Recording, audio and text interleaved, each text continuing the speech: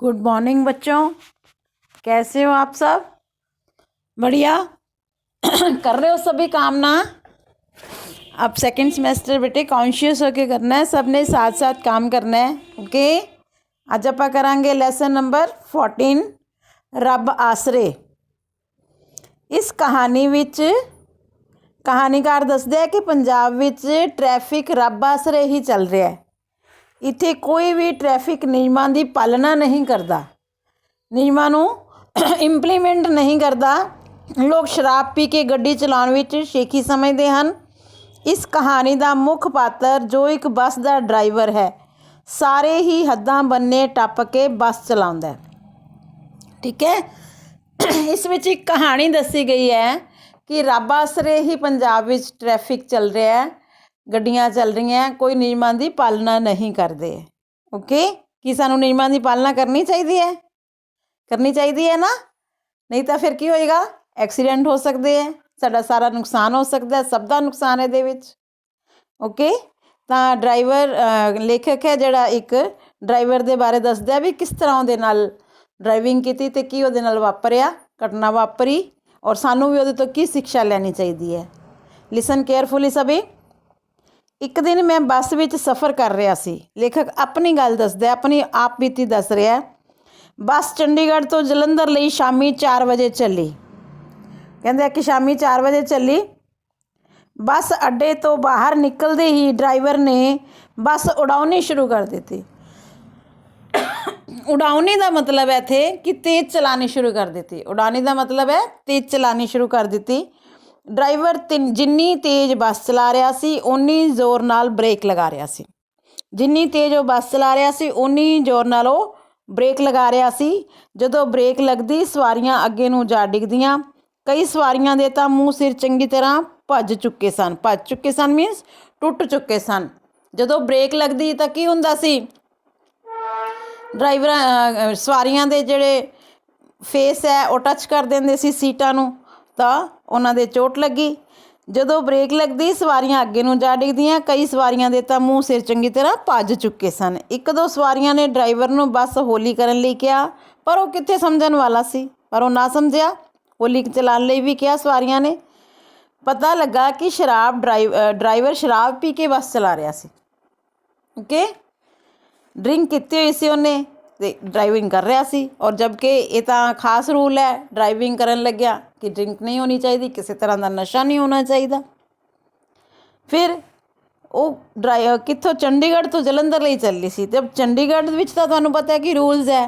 ਤਾਂ ਚੰਡੀਗੜ੍ਹ ਦੀ ਘਟਨਾ ਉਹ ਦੱਸ ਰਿਹਾ ਕਿ ਚੰਡੀਗੜ੍ਹ ਵਿੱਚ ਤਾਂ ਚਲਾਨ ਦੇ ਡਰੋਂ ਡਰਾਈਵਰ ਬੱਸ ਨੂੰ ਲਾਈਟਾਂ ਤੋਂ ਰੋਕਦਾ ਰਿਹਾ। ਲਾਈਟਾਂ ਜਿੱਥੇ ਲੱਗਦੀਆਂ ਸੀ ਉੱਥੇ ਡਰਾਈਵਰ ਬੱਸ ਨੂੰ ਰੋਕ ਲੈਂਦਾ ਸੀ, ਕਿਉਂਕਿ ਚੰਡੀਗੜ੍ਹ ਵਿੱਚ ਤਾਂ ਚਲਾਨ ਕੀਤਾ ਜਾਂਦਾ। ਆਪਾਂ ਨੂੰ ਪਤਾ ਹੀ ਹੈ ਕਿ ਚਲਾਨ ਭੁਗਤਣਾ ਪੈਂਦਾ। ਫਿਰ ਤਾਂ ਉੱਥੇ ਤਾਂ ਉਹਨੇ ਬੜੀ ਕੌਨਸ਼ੀਅਸ ਹੋ ਕੇ ਚਲਾਈ। ਉਸਨੇ ਬੱਸ ਦੀ ਗਤੀ ਵੀ ਹਿਸਾਬ ਦੀ ਹੀ ਰੱਖੀ। ਗਤੀ ਮੀਨਸ ਸਪੀਡ ਵੀ ਉਹਨੇ ਹਿਸਾਬ ਦੀ ਰੱਖੀ।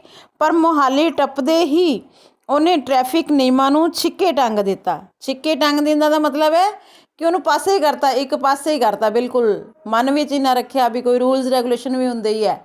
ਸਿੱਧਾ ਉਹਨੇ ਆਪਣੀ ਸਪੀਡ ਨਾਲ ਹੀ ਚਲਾਉਣਾ ਸ਼ੁਰੂ ਕਰ ਦਿੱਤਾ। ਕੋਈ ਰੈੱਡ ਲਾਈਟ ਆਏ, ਕੋਈ ਅੱਗੇ ਆਏ, ਕੋਈ ਪਿੱਛੇ ਆਏ, ਉਹਨੂੰ ਮਤਲਬ ਕੁਛ ਵੀ ਉਹਨੇ ਕੋਈ ਵੀ ਨਿਯਮ ਨਹੀਂ ਪਾਲਣ ਕੀਤਾ। ਉਹਨੂੰ ਕਹਿੰਦੇ ਵੀ ਨਿਯਮਾਂ ਨੂੰ ਛਿੱਕੇ ਟੰਗ ਦੇਣਾ, ਬਿਲਕੁਲ ਅਲੱਗ ਕਰ ਦਿੱਤਾ, ਮਾਈਂਡ ਵਿੱਚ ਹੀ ਨਾ ਰੱਖੇ ਬਿਲਕੁਲ ਵੀ। ਅਤੇ ਮਨਮਰਜ਼ੀ ਨਾਲ ਬੱਸ ਚਲਾਉਣ ਲੱਗਾ। ਕੁਰਾਲੀ ਦਾ ਬੱਤੀਆਂ ਵਾਲਾ ਚੌਂਕ ਆਇਆ। ਉਸ ਤੋਂ ਬਾਅਦ ਕੀ ਪਤਾ ਚੱਲਿਆ? ਕੁਰਾਲੀ ਗਾਂਵ ਹੈ ਕੋਈ, ਉਹਦਾ ਬੱਤੀਆਂ ਵਾਲਾ ਚੌਂਕ ਆਇਆ। ਉਸ ਸਮੇਂ ਸਾਡੇ ਪਾਸੇ ਲਾਲ ਬੱਤੀ ਸੀ। ਡਰਾਈਵਰ ਨੇ ਲੇਖਕ ਨੇ ਕਿਹਾ ਵੀ ਸਾਡੇ ਪਾਸੇ ਲਾਲ ਬੱਤੀ ਸੀ। ਲਾਲ ਬੱਤੀ ਨੂੰ ਪਾਰ ਕਰਨਾ ਸਮਝੋ ਦੁਰਘਟਨਾ ਨੂੰ ਦਾਵਤ ਦੇਣਾ ਹੈ। ਜੇਕਰ ਆਪਾਂ ਲਾਲ ਬੱਤੀ ਪਾਰ ਕਰਦੇ ਹਾਂ ਤਾਂ ਮਤਲਬ ਕੀ ਹੁੰਦਾ? ਦੁਰਘਟਨਾ ਵਾਪਰ ਸਕਦੀ ਹੈ, ਕੋਈ ਵੀ ਇੰਸੀਡੈਂਟ ਹੋ ਸਕਦੀ ਹੈ, ਕਿਉਂਕਿ ਲਾਲ ਬੱਤੀ ਦਾ ਮਤਲਬ ਕੀ ਹੁੰਦਾ? ਥੋੜ੍ਹੀ ਵੇਟ ਕਰੋ, ਰੁਕੋ। ਡਰਾਈਵਰ ਨੇ ਲਾਲ ਬੱਤੀ ਦੀ ਪਰਵਾਹ ਕੀਤੇ ਬਗੈਰ ਬੱਸ ਲੰਘਾਉਣ ਦੀ ਕੋਸ਼ਿਸ਼ ਕੀਤੀ। ਉਹਨੇ ਕੀ ਕੀਤਾ? ਉਹਨੂੰ ਕੁਛ ਵੀ ਨਾ ਦੇਖਿਆ ਵੀ ਲਾਲ ਬੱਤੀ ਹੈ, ਉਹਨੇ ਸਿੱਧਾ ਆਪਣੀ ਬੱਸ ਲੰਘਾਈ। ਅੱਗੋਂ ਇੱਕ ਮੋਟਰਸਾਈਕਲ ਵਾਲਾ ਆ ਗਿਆ। ਫਿਰ ਕੀ ਹੋਇਆ? ਉਹ ਵੀ ਲਾਲ ਬੱਤੀ ਹੀ ਪਾਰ ਕਰ ਰਿਹਾ ਸੀ। ਮੋਟਰਸਾਈਕਲ ਵਾਲਾ ਵੀ ਲਾਲ ਬੱਤੀ ਪਾਰ ਕਰ ਰਿਹਾ ਸੀ। ਉਸਨੇ ਹੈਲਮਟ ਵੀ ਨਹੀਂ ਪਾਇਆ ਹੋਇਆ ਸੀ। ਬੱਸ ਕਹਿੰਦੇ ਠਾ ਦੇਣੀ ਮੀਨਸ ਜ਼ੋਰ ਨਾਲ ਉਸ ਵਿੱਚ ਜਾ ਕੇ ਵੱਜੀ, ਮੋਟਰਸਾਈਕਲ ਦੇ ਵਿੱਚ ਜਾ ਕੇ ਵੱਜੀ। ਮੋਟਰਸਾਈਕਲ ਵਾਲਾ ਉੱਥੇ ਹੀ ਡਿੱਗ ਪਿਆ। ਉਹ ਮਰਨੋਂ ਤਾਂ ਬਚ ਗਿਆ, ਪਰ ਉਸਨੂੰ ਸੱਟਾਂ ਬਹੁਤ ਲੱਗੀਆਂ। ਪੁਲਿਸ ਨੇ ਕੀ ਕੀਤਾ, ਫਿਰ ਡਰਾਈਵਰ ਨੂੰ ਫੜ ਲਿਆ ਕਿਉਂਕਿ ਉਹਦਾ ਨੁਕਸਾਨ ਹੋਇਆ। ਪਰੇ ਲਿਜਾ ਕੇ ਉਸਨੇ ਸਿਪਾਹੀ ਨਾਲ ਪਤਾ ਨਹੀਂ ਕੀ ਗਿੱਟਮਿੱਟ ਕੀਤੀ ਮਤਲਬ ਕਿ ਉਹਨੇ ਉਹਦੇ ਨਾਲ ਆਪਣੀ ਗੱਲਬਾਤ ਕੀਤੀ, ਆਪਣਾ ਆਪਸ ਵਿੱਚ ਕੋਈ ਸਲਾਹ ਕੀਤੀ। ਤਾਂ ਕੀ ਹੋਇਆ, ਆਉਂਦਾ ਹੀ ਕਹਿਣ ਲੱਗਾ ਚੱਲੋ ਭਾਈ ਚੱਲੋ, ਬੱਸ ਜਾ ਰਹੀ ਹੈ। ਯਾਨੀ ਕਿ ਪੁਲਿਸ ਨੇ ਉਹਨੂੰ ਪਕੜ ਵੀ ਲਿਆ ਵੀ ਤੂੰ ਨਿਯਮਾਂ ਦੀ ਪਾਲਣ ਨਹੀਂ ਕੀਤੀ। ਲੇਕਿਨ ਅੱਗੋਂ ਪੁਲਿਸ ਵੀ ਇਹ ਜਿਹੀ ਸੀ ਕਿ ਉਹਦੇ ਨਾਲ ਉਹਨੇ ਕੀ ਸਲਾਹ ਕੀਤੀ, ਉਹਨਾਂ ਨੂੰ ਪੈਸੇ ਪੂਸੇ ਦਿੱਤੇ ਯਾਨੀ ਕਿ, ਅਤੇ ਉਹ ਆ ਕੇ ਸਵਾਰੀਆਂ ਨੂੰ ਕਹਿਣ ਲੱਗਿਆ ਵੀ ਚਲੋ ਬੱਸ ਚਲੋ ਬੈਠੋ।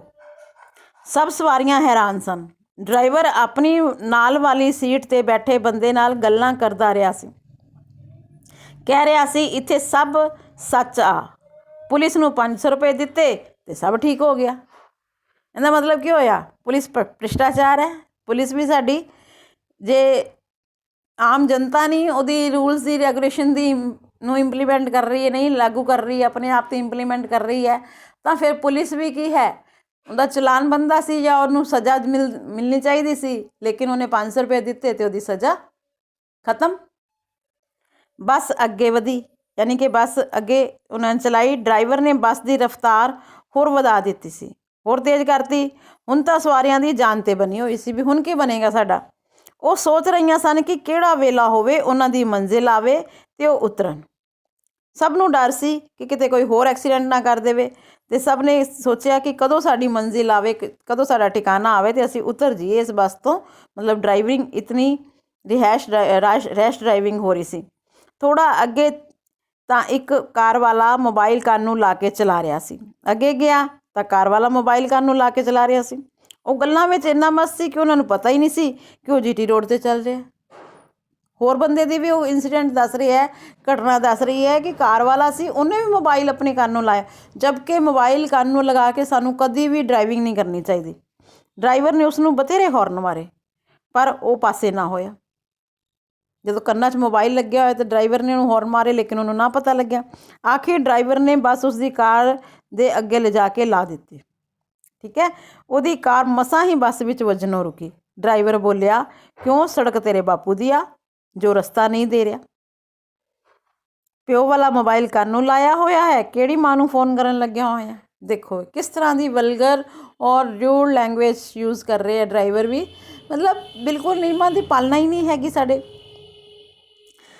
ਤਾਂ ਉਹਨੇ ਉਹਨੂੰ ਅੱਗੇ ਲਿਜਾ ਕੇ ਉਹਦੀ ਬੱਸ ਲਗਾ ਦਿੱਤੀ ਔਰ ਉਹਨੂੰ ਕਹਿਣ ਲੱਗਿਆ ਕਿ ਸਾਨੂੰ ਰਸਤਾ ਕਿਉਂ ਨਹੀਂ ਦੇ ਰਿਹਾ, ਸਾਈਡ ਕਿਉਂ ਨਹੀਂ ਦੇ ਰਿਹਾ, ਮੋਬਾਈਲ ਕੰਨਾਂ ਨੂੰ ਲਾਇਆ ਹੋਇਆ। ਫਿਰ ਉਹਨੂੰ ਬੋਲਿਆ ਕਿ ਪਿਓ ਵਾਲਾ ਲਗਾਇਆ ਹੋਇਆ, ਮਾਂ ਨੂੰ ਫੋਨ ਕਰ ਰਿਹਾ ਸੀ। ਮਤਲਬ ਇਸ ਤਰ੍ਹਾਂ ਦੀਆਂ ਗੱਲਾਂ ਕੀਤੀਆਂ ਉਹਦੇ ਨਾਲ, ਰਿਊਡ ਜੀ ਗੰਦੀ ਜੀ ਲੈਂਗੁਏਜ ਜੋ ਆਪਾਂ ਨੂੰ ਨਹੀਂ ਯੂਜ਼ ਕਰਨੀ ਚਾਹੀਦੀ। ਮਤਲਬ ਉਹਨੂੰ ਮੋਬਾਈਲ, ਕਾਰ ਵਾਲੇ ਦੀ ਕੀ ਗਲਤੀ ਸੀ ਕਿ ਉਹਨੂੰ ਵੀ ਮੋਬਾਈਲ ਨਹੀਂ ਲਗਾ ਕੇ ਨਹੀਂ ਚਲਾਉਣੀ ਚਾਹੀਦੀ ਸੀ, ਡਰਾਈਵਿੰਗ ਨਹੀਂ ਕਰਨੀ ਚਾਹੀਦੀ ਕਿ ਕਿਸੇ ਨੂੰ ਪਤਾ ਹੀ ਨਾ ਲੱਗੇ ਵੀ ਅਸੀਂ ਕਿਸੇ ਨੂੰ ਸਾਈਡ ਵੀ ਦੇਣੀ ਹੈ। ਕਾਰ ਵਾਲਾ ਥੋੜ੍ਹਾ ਔਖਾ ਹੋਣ ਲੱਗਾ, ਸਵਾਰੀਆਂ ਨੇ ਵਿੱਚ ਵਿਚਾਲੇ ਬਹਿ ਕੇ ਸਮਝੌਤਾ ਕਰਵਾਇਆ। ਫਿਰ ਕਾਰ ਵਾਲੇ ਨੇ ਵੀ ਉਹਦੇ ਨਾਲ ਥੋੜ੍ਹਾ ਗੱਲਬਾਤ ਕੀਤੀ, ਔਖਾ ਹੋਣ ਲੱਗ ਪਿਆ ਵੀ ਤੂੰ ਇੰਝ ਕਿਉਂ ਮੈਨੂੰ ਬੋਲ ਰਿਹਾ।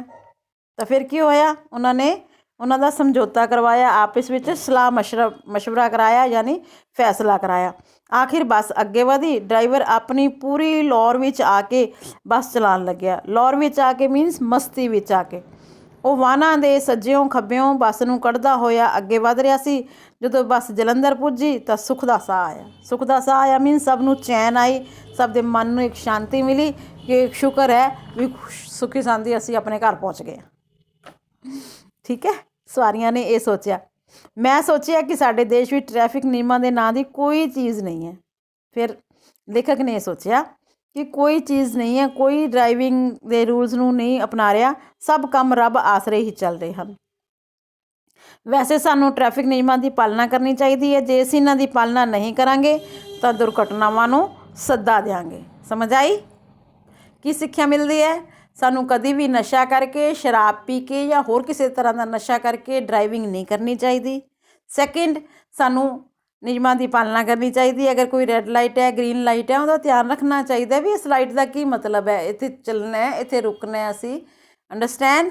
ਫਿਰ ਜੇ ਕੋਈ ਅੱਗੇ ਆ ਰਿਹਾ, ਪਿੱਛੇ ਆ ਰਿਹਾ, ਉਹਨੂੰ ਸਾਈਡ ਦੇਣੀ ਚਾਹੀਦੀ ਹੈ।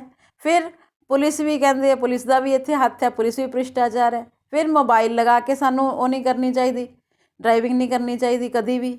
ਫਿਰ ਡਰਾਈਵਰ ਨੇ ਜਿਹੜੀ ਉਹਦੇ ਨਾਲ ਵਲਗਰ ਭਾਸ਼ਾ ਬੋਲੀ, ਉਹ ਲੈਂਗੁਏਜ ਨਹੀਂ ਬੋਲਣੀ ਚਾਹੀਦੀ। ਅੰਡਰਸਟੈਂਡ। ਇਹ ਸਾਰੀਆਂ ਸਿੱਖਿਆਵਾਂ ਨੂੰ ਅਸੀਂ ਯਾਦ ਰੱਖਣਾ ਅਤੇ ਆਪਣੀ ਜ਼ਿੰਦਗੀ ਵਿੱਚ ਇੰਪਲੀਮੈਂਟ ਕਰਨਾ ਕਿ ਸਾਨੂੰ ਵੀ ਕਦੀ ਵੀ ਇਸ ਤਰ੍ਹਾਂ ਦੀਆਂ ਗੱਲਾਂ ਨਹੀਂ ਕਰਨੀਆਂ ਚਾਹੀਦੀਆਂ, ਇਸ ਤਰ੍ਹਾਂ ਦੇ ਹੈਬਿਟਸ ਨਹੀਂ ਅਪਣਾਉਣੀਆਂ ਚਾਹੀਦੀਆਂ। ਅਗਰ ਸਾਡੇ ਸਾਹਮਣੇ ਕੋਈ ਕਰ ਰਿਹਾ ਉਹਨਾਂ ਨੂੰ ਵੀ ਅਸੀਂ ਰੋਕਣਾ ਚਾਹੀਦਾ।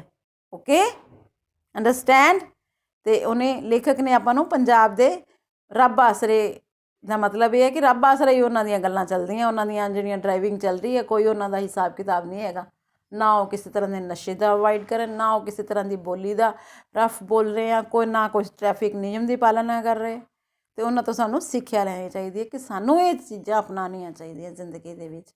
ਓਕੇ, ਸ਼ਬਦ ਅਰਥ ਵੀ ਆਪਾਂ ਕਰ ਰਹੇ ਹਾਂ। ਉਡਾਉਣੀ, ਤੇਜ਼ ਤੇਜ਼ ਚਲਾਉਣੀ, ਚਲਾਨ, ਉਲੰਘਣਾ ਲਈ ਜੁਰਮਾਨਾ, ਠਾ ਦੇਣੀ ਜ਼ੋਰ ਨਾਲ, ਸਮਝੌਤਾ, ਫੈਸਲਾ, ਰੱਬ ਆਸਰੇ, ਰੱਬ ਦੇ ਆਸਰੇ, ਮਸਤ, ਆਲੇ ਦੁਆਲੇ ਦੀ ਕੋਈ ਪਰਵਾਹ ਨਾ ਹੋਣੀ, ਭੱਜ ਗਏ, ਜ਼ਖਮੀ ਹੋ ਗਏ, ਟੱਪਦੇ ਹੀ, ਲੰਘਦੇ ਹੀ, ਰਫਤਾਰ, ਗਤੀ, ਲੋਰ, ਮਸਤੀ, ਗਤੀ, ਚਾਲ। ਅੰਡਰਸਟੈਂਡ। ਸਭ ਨੂੰ ਸਮਝ ਆਏ? ਸਾਰੇ वर्ड मीनिंग भी शब्द अर्थ भी याद करने हैं। लैसन ਨੂੰ 2 ਵਾਰ ਪੜ੍ਹਨਾ ਹੈ ਔਰ ਇਸ ਨੂੰ ਧਿਆਨ ਨਾਲ ਸਮਝਣਾ ਹੈ ਤਾਂ ਕਿ ਅਸੀਂ ਐਕਸਰਸਾਈਜ਼ ਔਰ ਕੁਐਸਚਨ ਆਨਸਰ ਅੱਛੀ ਤਰ੍ਹਾਂ ਕਰ ਸਕੀਏ। ਓਕੇ, ਔਰ ਨਾਲ ਸਾਰਾ ਕੰਮ ਬੱਚੋ ਆਪਾਂ ਕਰਨਾ ਹੈ। ਇਹ ਨਹੀਂ ਕਿ ਕੰਮ ਛੋੜ ਦੇਣਾ ਹੈ। ਹੁਣ ਸਾਰੀਆਂ ਨੋਟਬੁੱਕਸ ਅਸੀਂ ਤੁਹਾਡੀਆਂ ਮੰਗਵਾਉਣੀਆਂ, ਜਿਹਦੀ ਇਨਕੰਪਲੀਟ ਹੋਈ ਤਾਂ ਫਿਰ ਉਹਦੀ ਚੈੱਕ ਉਹਨੂੰ ਰਹਿ ਜਾਏਗੀ। कब चेक बार बार थोड़ा देते रहोगे, पेरेंट्स बार बार थोड़ा तुम्हारे लिए जाते रहेंगे। इसलिए अपनी नोटबुक सारी कंप्लीट कर लो। हम सीक्वेंस वाइज अब नोटबुक्स मंगवा रहे हैं, जो बुक का काम है वो भी कंप्लीट कर लो, चेक करवा लो। Okay, understand. Have a nice day बच्चों।